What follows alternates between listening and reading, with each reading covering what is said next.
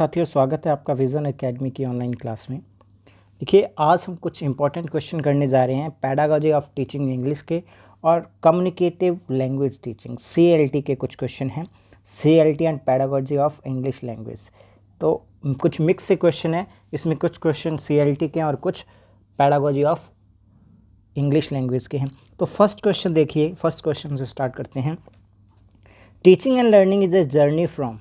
Teaching and learning एक journey है, एक यात्रा है। कहाँ से कहाँ तक की? कंक्रीट टू एब्स्ट्रैक्ट, यानी कि मूर्त से अमूर्त की ओर। सिंपल टू कॉम्प्लेक्स, सरल से जटिल की ओर। नोन टू अननोन, ज्ञात से अज्ञात की ओर। ये सारे के सारे हम टीचिंग लर्निंग प्रोसेस में पढ़ते हैं। तो तीनों के तीनों सही है, तो आंसर आपका आएगा answer D, all the above. Question number second देखिए। सेकंड क्वेश्चन है, the method of teaching English adopted at present in school curriculum is. आजकल स्कूल में जो मेथड अपनाया जाता है इंग्लिश पढ़ाने का, वो कौन सा मेथड अपनाया जाता है? वो है functional communicative approach. Functional communicative approach क्या है? जिसमें जो लर्नर है या इंडिविजुअल है, उसको क्या है, इंडिपेंडेंटली अपने आइडियाज़ को जो वो बोलना चाहता है, ठीक है, उसको मौका दिया जाता है कि जो उसके मन में आ रहा है वो बोले। और ये कम्युनिकेशन क्या है? कुछ पिक्चर्स, ठीक है, जेस्चर्स, साइन लैंग्वेज होती है इशारों से, ठीक है, जेस्चर्स, इन सभी से क्या है, ये कम्युनिकेटिव अप्रोच सिखाई जाती है, बोलना सिखाया जाता है। तो उसको कह देते हैं functional communicative approach. Okay, functional communicative approach is in opposition to structural approach. ये जो फंक्शनल कम्युनिकेटिव अप्रोच है, ये किसके अपोजिशन में है, किसके बिल्कुल विपरीत है? ये है स्ट्रक्चरल, जिसमें सिर्फ स्टूडेंट्स को स्ट्रक्चर सिखाए जाते हैं और स्ट्रक्चर के बेस पर कि ये स्ट्रक्चर है, सब्जेक्ट है, ये वर्ब है, ये ING लगाना है, ऑब्जेक्ट लगाना है, उसके बाद प्लेस, मैनर, टाइम लगाना है। तो ये स्ट्रक्चर के बिल्कुल विपरीत है, इसमें स्ट्रक्चर नहीं सिखाया जाता। तो जो फंक्शनल कम्युनिकेटिव अप्रोच है, इनमें इनको पिक्चर्स दिखाई जाती हैं, जेस्चर्स से समझाया जाता है। तो ये बिल्कुल विपरीत किसके हो गए? स्ट्रक्चरल अप्रोच के। क्वेश्चन नंबर फोर है, communicative language teaching replaced basically. तो अभी सेम ही क्वेश्चन है, स्ट्रक्चरल टीचिंग को रिप्लेस कर दिया है, बिल्कुल अपोजिशन में है। तो पहले क्या है, स्ट्रक्चरल टीचिंग करवाई जाती थी, अब क्या है, कम्युनिकेटिव करवाई जाती है। पहले स्ट्रक्चर सिखाए जाते थे। Direct method is also known as natural method. जो डायरेक्टली किसी लैंग्वेज को, टारगेट लैंग्वेज को सिखाया जाता है, उसको हम नेचुरल मेथड कह देते हैं।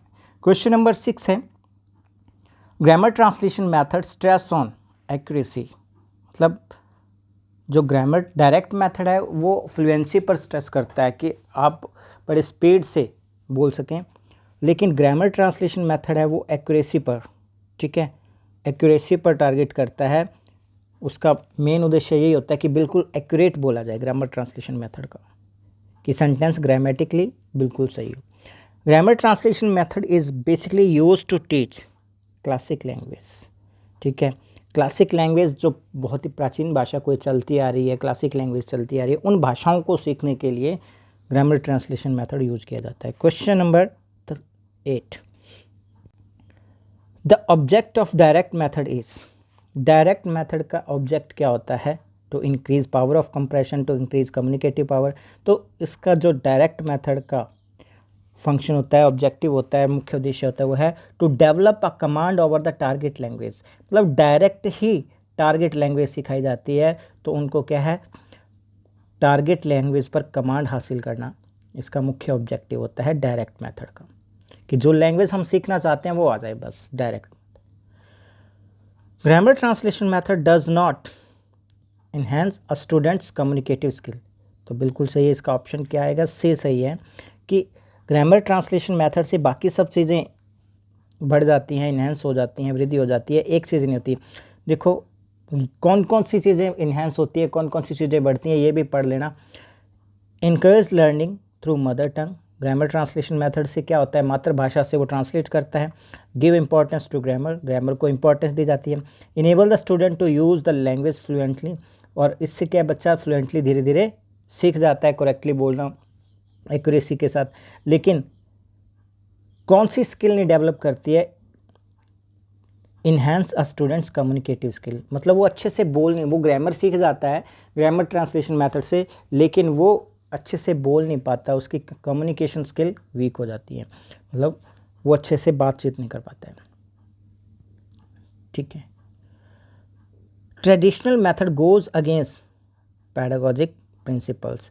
जो पुराने मेथड हैं पढ़ाने के, तो वो पैडागोजी के जो प्रिंसिपल्स हैं, जो सिद्धांत हैं सिखाने के, उसके बिल्कुल अगेंस्ट आता है ट्रेडिशनल मेथड। कुछ मेथड ऐसे हैं जो उन सिद्धांतों के बिल्कुल खिलाफ हैं, जो एक लर्नर को सिखाते हुए हमें अपनाने चाहिए या उसको सीखते हुए अपनाने चाहिए।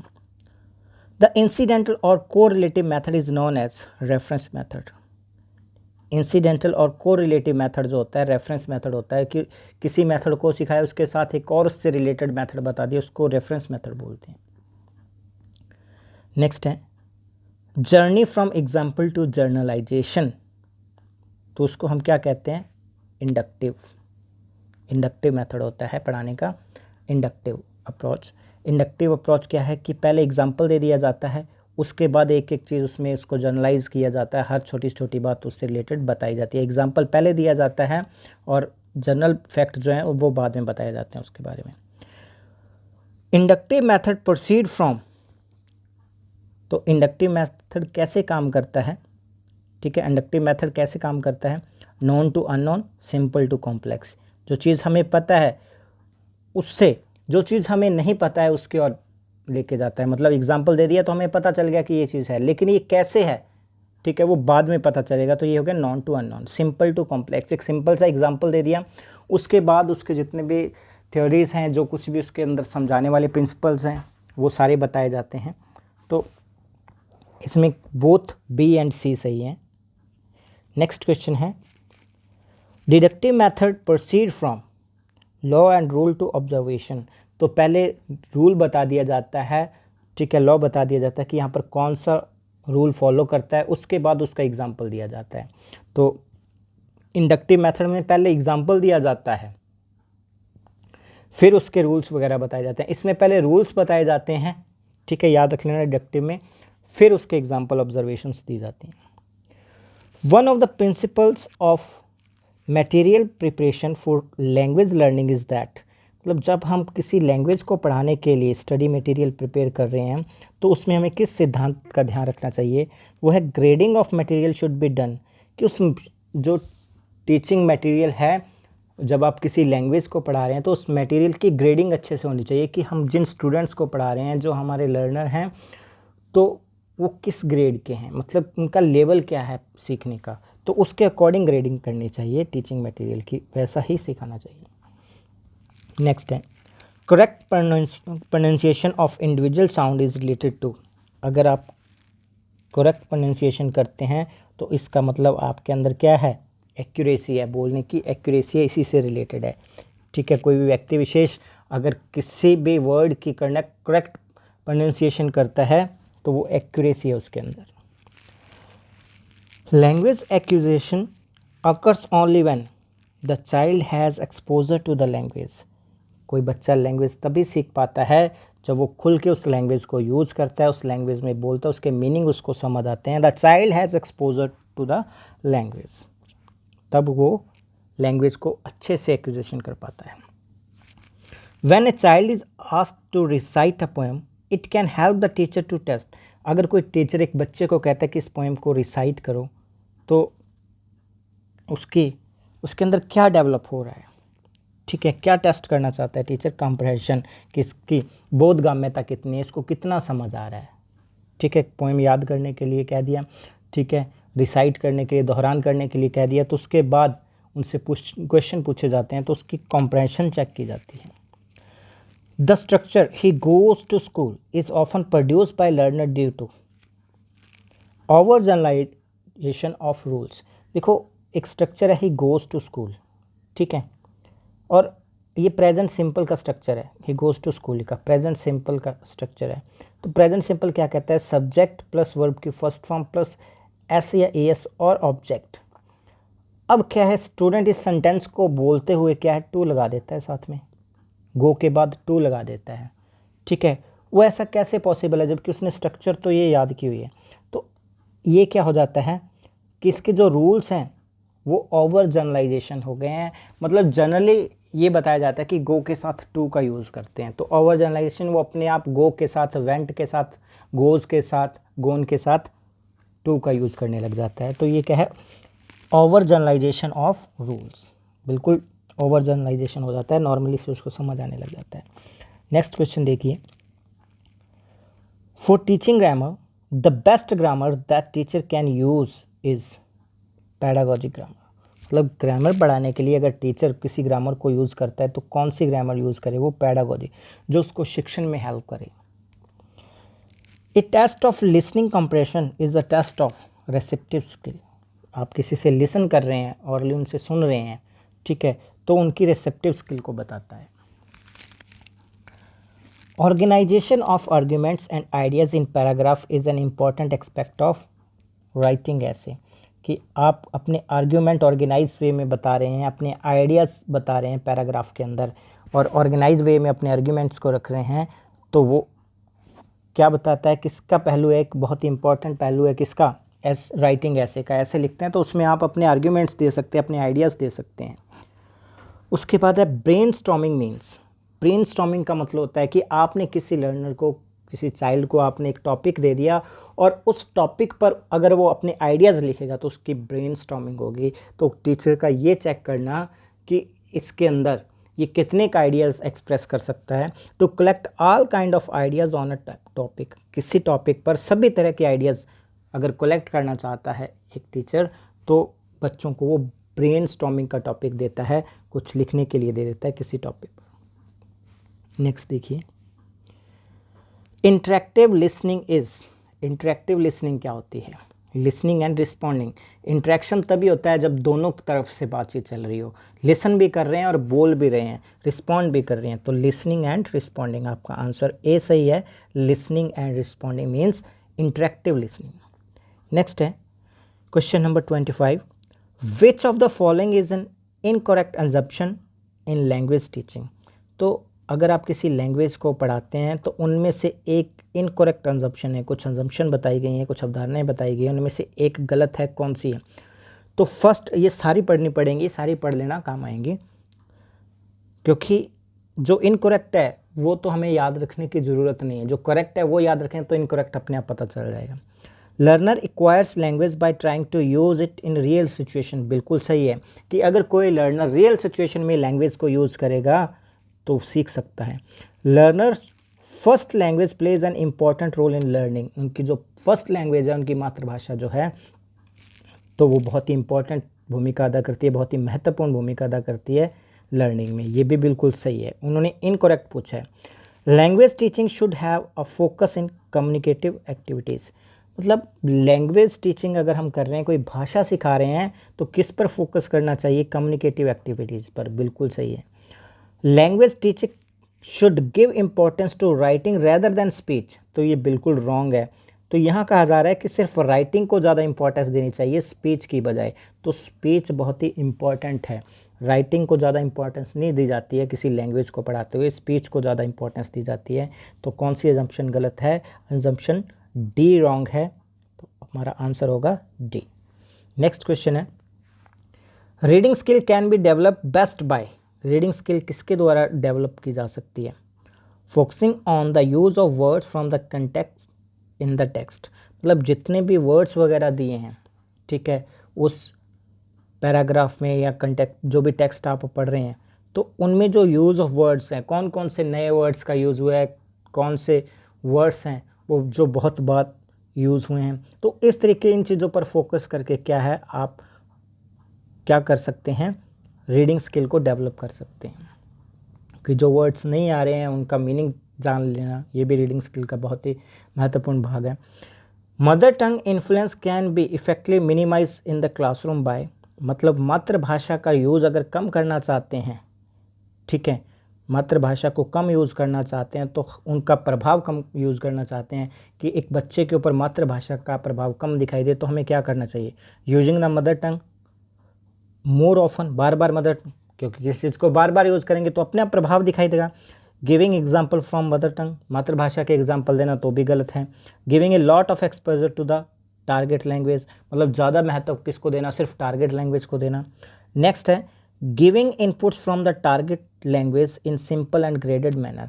बहुत ही साधारण तरीके से जो आपके टारगेट लैंग्वेज है, जो भाषा आप सिखा रहे हैं उससे इनपुट देना, बच्चे को उसके माध्यम से सिखाना। जो चीज़ बता रहे हैं तो टारगेट लैंग्वेज में बताना, ठीक है, और बहुत ही साधारण, ठीक है, और ग्रेडेड मैनर से भी कौन से बच्चों को हम पढ़ा रहे हैं उनके ग्रेड के अकॉर्डिंग। नेक्स्ट क्वेश्चन है, practice of grammatical structure in a control manner can be done by. Grammatic structure की प्रैक्टिस करनी है कि कौन सा स्ट्रक्चर फॉलो करेगा, तो कौन से माध्यम से की जा सकती है। राइटिंग पैराग्राफ नहीं हो सकती, ऐसे राइटिंग से ब्रेनस्टॉर्मिंग होती है। Explaining the use of particular structure, ये भी नहीं है, ठीक है। Correcting wrong sentence produce by the learner. सबसे बढ़िया मेथड है गैप फिलिंग ग्रामर एक्सरसाइज, मतलब गैप छोड़ दिया जाता है तो जो उस स्ट्रक्चर में, ठीक है, जो कमी है वहाँ वो फिल कर दी जाती है कि यहाँ पर आप एडजेक्टिव फिल करवाना चाहते हो, एडवर्ब फिल करवाना चाहते हो, आर्टिकल लगवाना चाहते हो, या करेक्ट फॉर्म ऑफ वर्ब लगाना चाहते हो, तो गैप फिलिंग सबसे बढ़िया तरीका है स्ट्रक्चर को सिखाने का। A test which is administered at the end of language course is diagnostic test. मतलब किसी भाषा का जो कोर्स कंप्लीट हो जाता है उसके बाद उसका एक टेस्ट लिया जाता है, उस टेस्ट को बोलते हैं diagnostic test. Study of a meaning in a language is known semantics, उनको सिमेंटिक्स बोला जाता है, ठीक है। लिंग्विस्टिक भाषा विज्ञान होता है, मॉर्फोलॉजी जीव विज्ञान होता है, और जीव जंतु पौधों प्राणियों का अध्ययन ऐसा किया जाता है मॉर्फोलॉजी के अंदर, ठीक है। और जो है सिंटेक्स, इसमें क्या है, किसी के रूल्स जो हैं, ठीक है, किसी भाषा के जो रूल्स वगैरह हैं उनको हम कह देते हैं सिंटेक्स। तो आपको याद क्या रखना है, सिमेंटिक्स याद रखना है। सिमेंटिक है किसी शब्द के अर्थ को जानना। चलिए अब CLT के कुछ क्वेश्चन पहले किए हैं, इसके अंदर ही कुछ और करते हैं। विच one is the disadvantage of CLT। Communicative language teaching का क्या नुकसान है, डिसएडवांटेज क्या है। देखो फ़ायदे तो पता ही होते हैं, लेकिन डिसएडवांटेज क्या है। Grammar is more focused than learning, ये कोई डिसएडवांटेज नहीं है।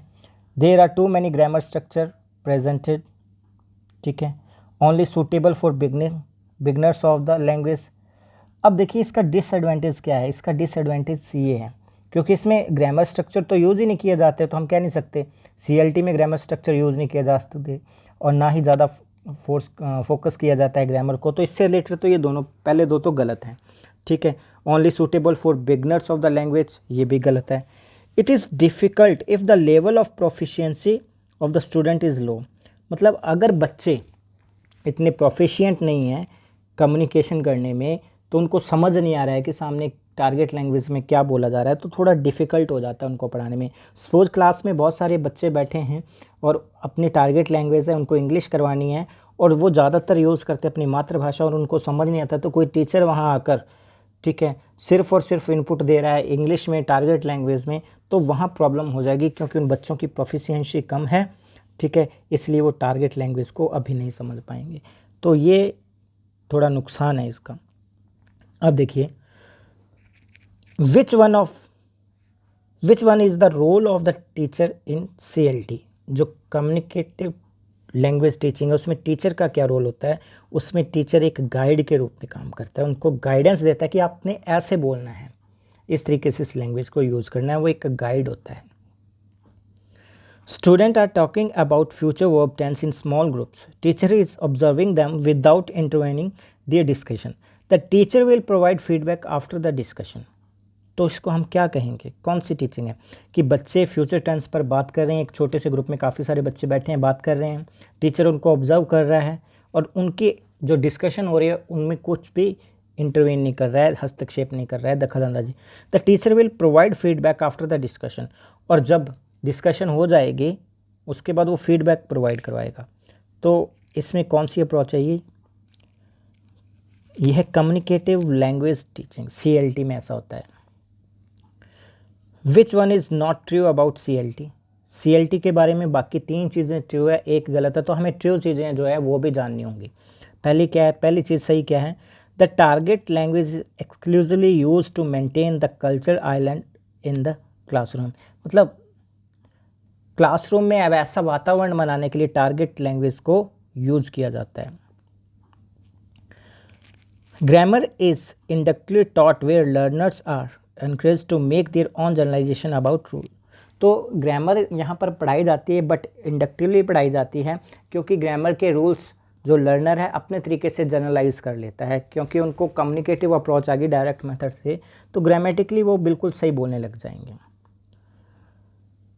तो ट्रू नहीं है, कौन सी बात ट्रू नहीं है? The emphasis is on the mastery of language forms rather than the process of communication.